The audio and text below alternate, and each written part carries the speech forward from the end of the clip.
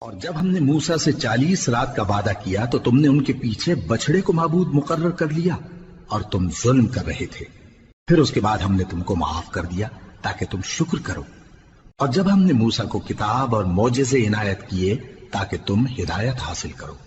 اور جب موسیٰ نے اپنی قوم کے لوگوں سے کہا کہ بھائیو، تم نے بچڑے کو معبود ٹھہرانے میں اپنی جانوں پر ظلم کیا ہے، تو اپنے پیدا کرنے والے کے آگے توبہ کرو، پھر اپنوں کو قتل کرو، تمہارے خالق کے نزدیک تمہارے حق میں یہی بہتر ہے۔ پھر اس نے تمہارا قصور معاف کر دیا، وہ بے شک بڑا معاف کرنے والا ہے، بڑا مہربان ہے۔ اور جب تم نے موسیٰ سے کہا کہ موسیٰ، جب تک ہم اللہ کو سامنے نہ دیکھ لیں گے تم پر ایمان نہیں لائیں گے، تو تم کو بجلی نے آ گھیرا اور تم دیکھ رہے تھے۔ پھر موت آ جانے کے بعد ہم نے تم کو اثر نو زندہ کر دیا تاکہ احسان مانو۔ اور ہم نے بادل کا تم پر سایہ کیے رکھا اور تمہارے لیے من و سلوہ اتارتے رہے کہ جو پاکیزہ چیزیں ہم نے تم کو عطا فرمائی ہیں ان کو کھاؤ پیو، مگر تمہارے بزرگوں نے ان نعمتوں کی کچھ قدر نہ جانی اور وہ ہمارا کچھ نہیں بگاڑتے تھے بلکہ اپنا ہی نقصان کرتے تھے۔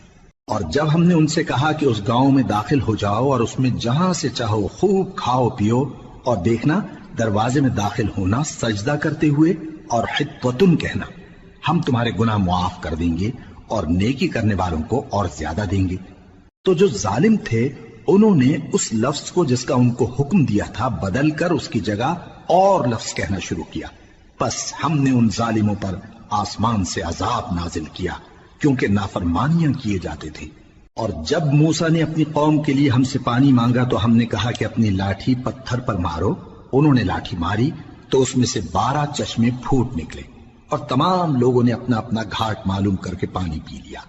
ہم نے حکم دیا کہ اللہ کی عطا فرمائی ہوئی روزی کھاؤ اور پیو اور زمین میں فساد نہ کرتے پھرنا۔